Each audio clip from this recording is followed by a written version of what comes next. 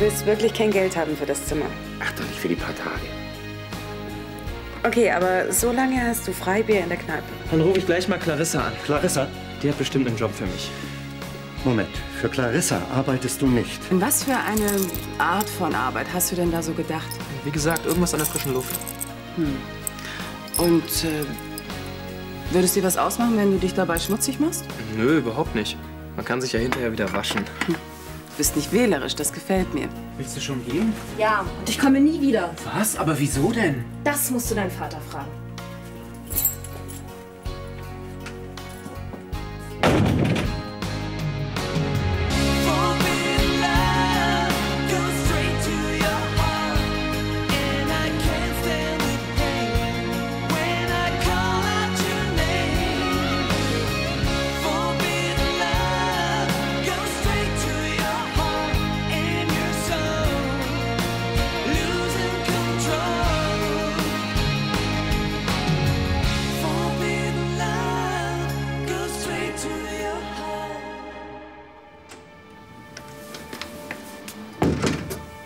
Was ist denn passiert? Nichts. Und warum rennt sie dann weg? Ja, du musst doch irgendetwas zu ihr gesagt haben. Ich habe lediglich versucht, ihr klarzumachen, dass sie Nick in seiner Karriere als Fußballer unterstützen muss, wenn sie seine Freundin bleiben will. Du hast was? Irgendeiner musste es ihr ja mal sagen. Und das bist ausgerechnet du. Du bist ja offensichtlich nicht in der Lage dazu. Wenn Steffi jetzt deinetwegen mit mir Schluss macht, dann hast du mich hier die längste Zeit gesehen. Renn ihr nur hinterher! Musste das ausgerechnet heute sein? An deinem Geburtstag? Kopf hoch, Oma. An deiner Torte hat's bestimmt nicht gelegen, dass die Feier in die Hose gegangen ist. Keine Lust zum Pokern. So kenne ich dich ja gar nicht. Bist du krank? Nein, ich habe morgen einfach schon was anderes vor. Ja, dann sag halt ab. Das geht nicht. Gut, ich habe einfach keinen Bock mehr, okay? Sag das normal. Ich spiele nicht mehr um Geld. Mhm, seit wann? Seit sich hier die Geldeintreiber die Klinke in die Hand geben. Mensch, das war eine vorübergehende Pechsträhne. Die mich fast ruiniert hat, ja. Oh, sorry, ich wusste nicht, dass du Besuch hast. Ja, das ist Christian, Freund von mir. Hallo, ich bin die Cleo. Hallo. Stört euch, wenn ich mir einen Saft hole? Nee, mach ruhig. Ja, ist sonst noch was? Nö. Aber an deiner Stelle würde ich mir die Sache noch mal gut durch den Kopf gehen lassen. Dieser Typ, der mit uns spielen will, ist ein blutiger Anfänger. Mit massig Knete. An dem können wir uns ohne Risiko gesund stoßen. Wie oft soll ich es dir denn noch sagen? Ich hab keinen Bock mehr. Mensch, Tim, diesen Wenzlow, den stecken wir doch wie nichts in die Tasche. Gegen den zu pokern ist wie ein Sechser im Lotto. Ich spiele auch nicht mehr Lotto. Du willst auf deinen Miesen sitzen bleiben, oder was? Lieber ein Ende mit Schrecken als ein Schrecken ohne Ende. Willst du noch ein Bier? Hey, lass mal. Vielleicht schlafen wir besser noch eine Nacht drüber. Vielleicht kannst du ihn ja zu seinem Glück zwingen. Danke, ich bin schon allein raus. Schönen Abend noch. Ja. Ciao. Tschüss. Steffi, ich dachte, du feierst bei Nicks Vater Geburtstag. Erinnere mich bloß nicht daran. Soll ich? Das ist bestimmt Nick. Lass ihn ruhig noch ein bisschen schmoren. Wie du meinst. Ich bin oben. Ach, übrigens, Anne und Mama kommen später. Ja. Was willst du denn noch? Mich entschuldigen wegen meinem Alten, dass er dich so angemacht hat. Es tut mir wirklich leid. Ich werde auch dafür sorgen, dass er sich bei dir entschuldigt. Du glaubst doch nicht im Ernst, dass ich noch ein Wort mit ihm rede. Ich verstehe ja, dass du sauer bist, aber er hat's bestimmt nicht so gemeint. Und ob er das hat. Aber egal, der Typ ist für mich gestorben. Aber Steffi, wie soll's denn mit uns weitergehen? Kommt drauf an. Worauf? Auf dich. Mann, ich will mit dir zusammen sein. Das will ich doch auch. Aber wenn das mit uns eine Zukunft haben soll, dann werden wir uns ab sofort nur noch hier treffen. Okay. Außerdem musst du dich entscheiden, wer dir wichtiger ist. Dein Vater oder ich? Du natürlich.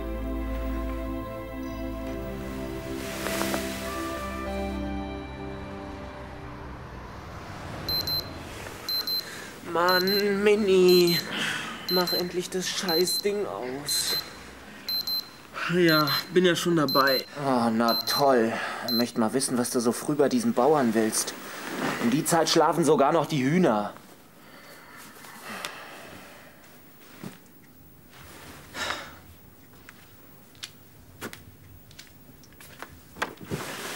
Oh. Kannst du dicht halten? Habe ich dich jemals verpfiffen? Na also. Ich arbeite gar nicht bei einem Bauern. Wo willst du denn dann um die Uhrzeit hin? Nach Friedenau. Sag bloß. Ja. Ich arbeite bei Clarissa. Aber bitte kein Wort zu Papa. Wenn er das mitbekommt, dann rastet er total aus. Keine Angst, ich halte schon dicht. Und weil ich seit gestern eh kein Wort mehr mit ihm rede, kann ich mich auch nicht verquatschen. So, und jetzt lass mich endlich weiter schlafen, ja? Mal sehen, was dein Horoskop heute sagt. Eine Chance, auf die Sie schon lange gewartet haben, tut sich Ihnen heute auf. Nutzen Sie sie, denn so schnell wird sich Ihnen die Gelegenheit nicht wieder bieten, auf einen Schlag alle Probleme loszuwerden. Vielleicht solltest du dir das mit der Pokerrunde heute Abend doch noch mal überlegen. Ja, damit ich mich wieder in die Scheiße reite. Nee, danke. Also bei dem Horoskop, was riskierst du da? Dass es nicht bei dem einen Mal bleibt. Wieso? Weil das bei mir so eine Art Sucht ist. Du meinst, wir rauchen und saufen? Ja. Weißt du, wenn du gewinnst, das ist ein geniales Gefühl und das willst du einfach immer wieder haben. Aber natürlich gewinnst du nicht immer. Aber diesen Kick, den brauchst du immer wieder und du willst das Geld zurück, das du verloren hast. Und deswegen spielst du immer wieder. Und wie bist du aus diesem Teufelskreislauf wieder rausgekommen? Als hier ein paar Kleiderschränke aufgetaucht sind, die das Geld eintreiben wollten. Ganz schön krass, hm? Eben. Deswegen lasse ich in Zukunft auch die Finger davon. Auch wenn die Sterne noch so gut stehen.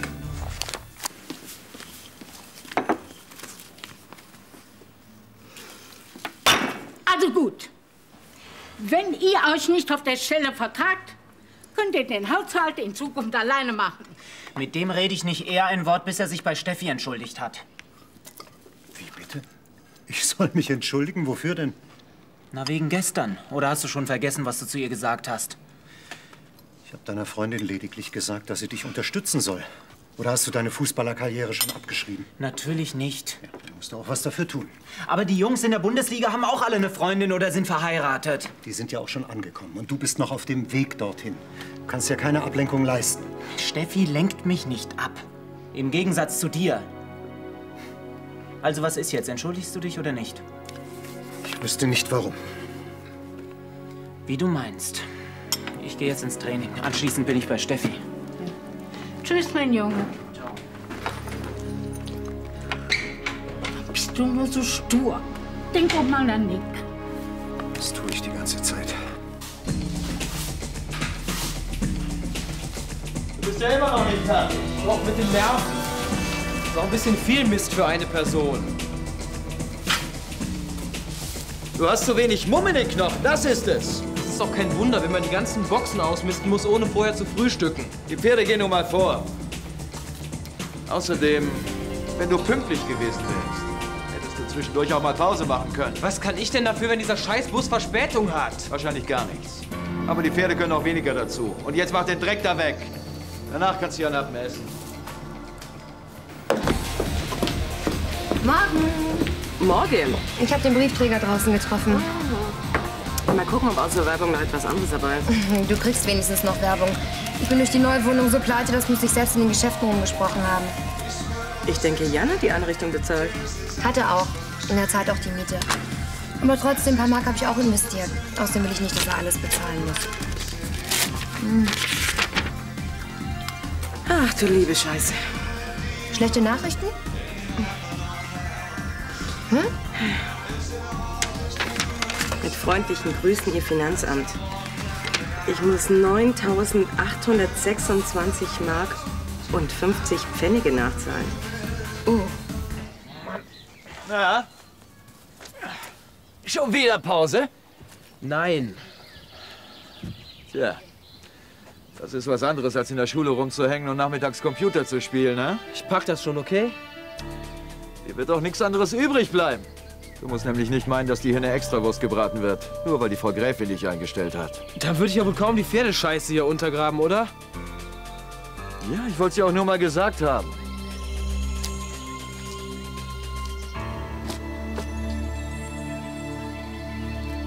Ich will ja nicht neugierig sein, aber wie sind die vom Finanzamt auf eine derart hohe Summe gekommen?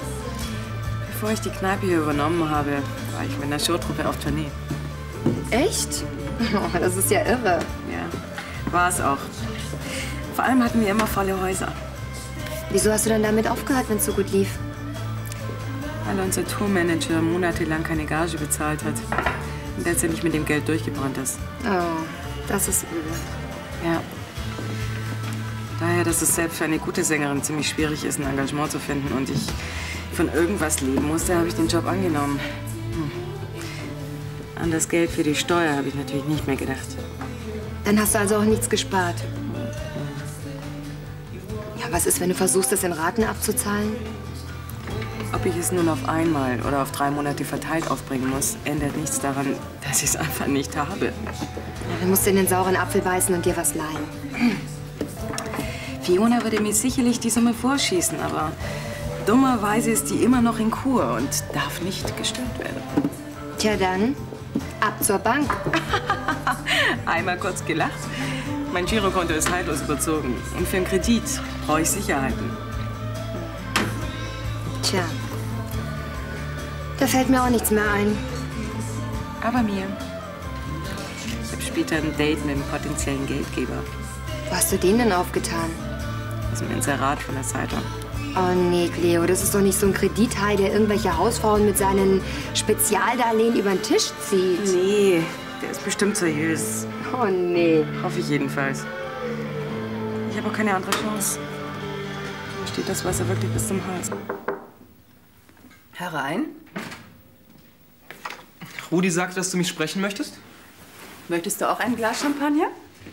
Nein, danke. Von Sekt muss ich immer davon muss ich aufstoßen. Aber ein Glas Saft wirst du doch trinken. Ja, okay, aber nur ein ganz kleines. Ich muss noch das Sattelzeug putzen und die Pferde füttern.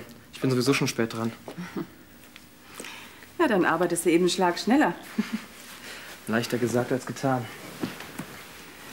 Wieso? Ist die Arbeit so schwer? Nein. Gefällt sie dir nicht? Doch. Aber?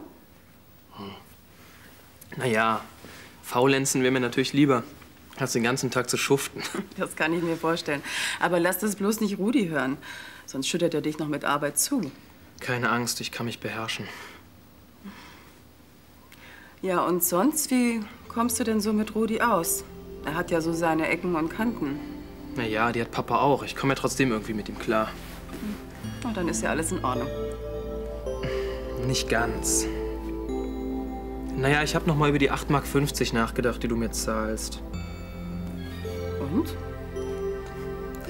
Ist vielleicht ein bisschen wenig für die Drecksarbeit. Ach, und was wäre deiner Meinung nach angemessen? Sagen wir 25? 25? Das zahle ich nicht mal einer Fachkraft. Nein, also mehr als 10 ist wirklich nicht drin. 20. 11. 18. 13. 17. 15. Abgemacht. Du bist aber ein harter Verhandlungspartner. Du aber auch. Ich gehe schon. Nick, ich denke, du bist beim Training. Ich hab's ohne dich einfach nicht mehr ausgehalten. Ich auch vermisst.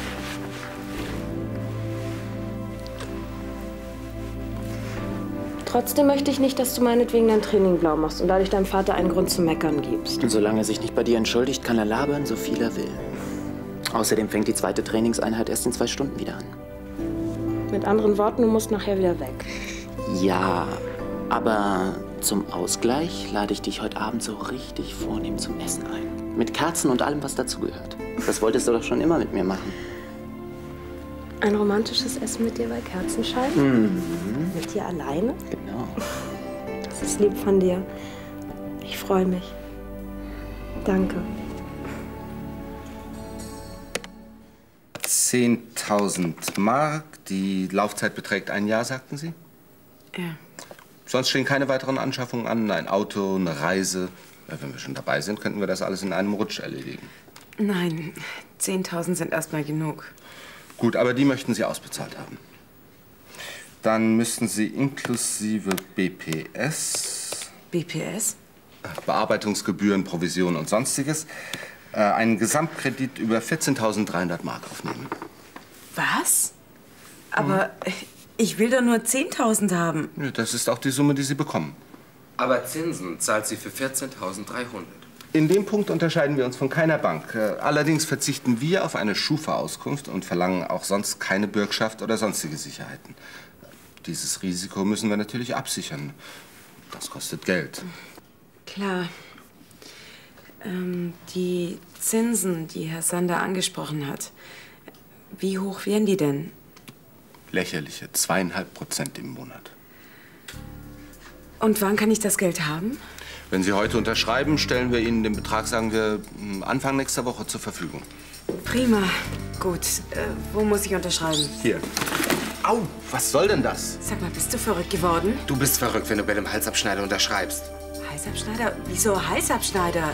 Weil 2,5% im Monat ungefähr 4.000 Mark im Jahr sind. Da kommst du auf einen Zinssatz von locker 30%. Oder habe ich mich verrechnet? Ich weiß nicht. Au, also gut, Sie haben recht. Aber auf den effektiven Jahreszins wird ausdrücklich in Punkt 18 Absatz 12 hingewiesen. Dann weise ich jetzt mal auf Punkt 1 Absatz 1 meiner Hausordnung hin. Typen wie Sie haben in meiner Wohnung nichts verloren, also raus hier! Das hat man jetzt von seiner Gutmütigkeit. Da will man helfen, nicht wahr? Jetzt verpiss dich aber schnell!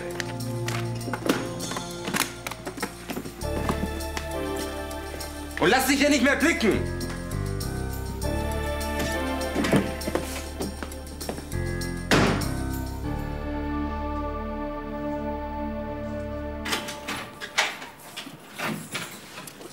Hi, Oma.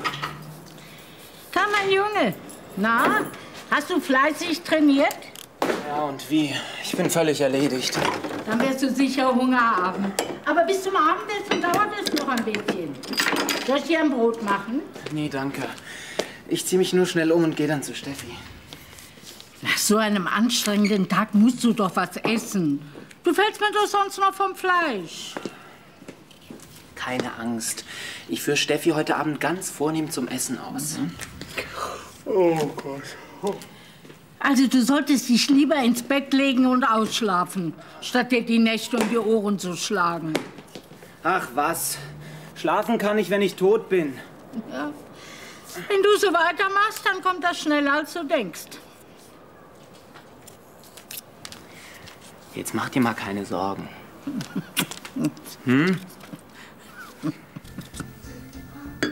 Hier, trink das erstmal. Danke. Ach Gott, was soll ich denn jetzt bloß machen? Ich habe echt in den Typen die letzte Chance gesehen, an Geld zu kommen. Bis wann brauchst du das Geld denn? Am besten bis gestern. Nein, bis spätestens in 2 Wochen. Warum lässt du dich dann mit so einem Typen ein, wenn du noch so lange Zeit hast? Von meiner Finanzlage ausgehend ist das meine letzte Chance. Oder kennst du jemanden, der mir mal soeben 10.000 leiht? Ich denke, das heißt so viel wie, liebe Cleo, ich habe auch keine Ahnung, wie du an das Geld kommen sollst. Abwarten. Hey, was machst du denn? Pass doch auf, Mensch.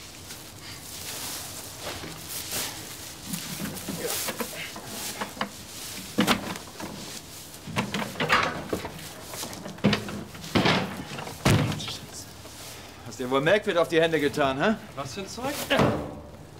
Melkfett. Hilft gegen Blasen. Allerdings kannst du danach nichts mehr anfassen, weil dir alles durch die Finger flutscht. Ja. So. Und wo kriege ich das Zeug her? Aus der Sattelkammer, aber wie gesagt, erst nach der Arbeit drauf tun. Wegen dem Flutsch. Ich weiß Bescheid. Danke, Rudi. Na schon gut. Komm!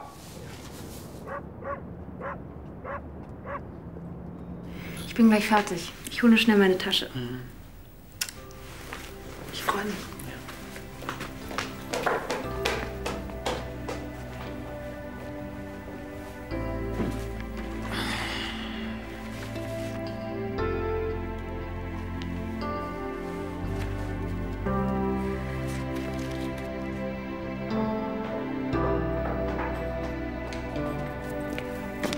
Fertig. Wir können.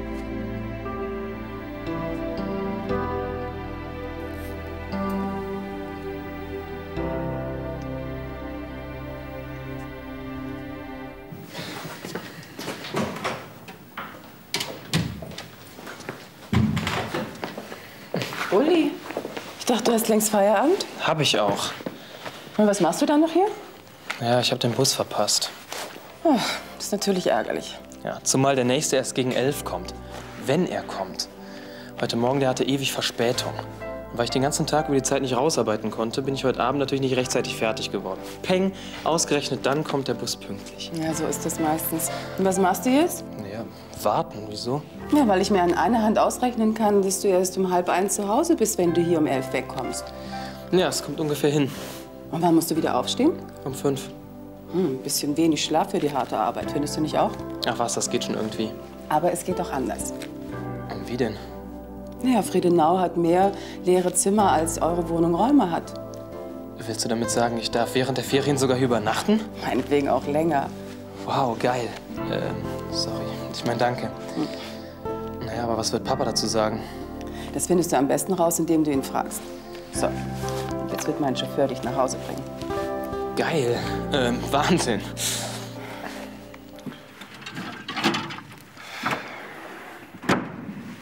Tja, eigentlich wollte ich dich ja überraschen mit dem Geld. Das wird jetzt wohl nichts. Trotzdem vielen Dank. Wofür? Du hast es wenigstens probiert. Das bringt dich ja wohl auch nicht weiter. Jetzt lass mal gut sein. Die Sache ist ja schließlich nicht auf deinem Mist gewachsen. Was kannst du denn dafür, dass deine Bank ohne Gehaltsnachweis nichts rausrücken will? Wenn sie wenigstens die Wohnung als Sicherheit akzeptieren würden, aber ohne Julias Unterschrift. Warte.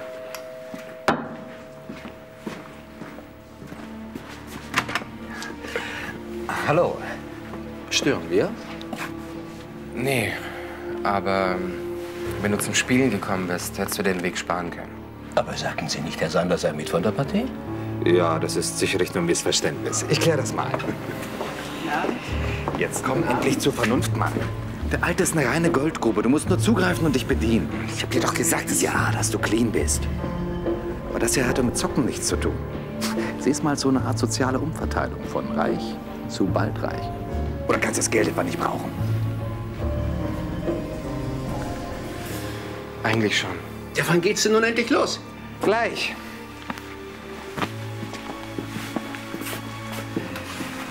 Jetzt liegt's an dir.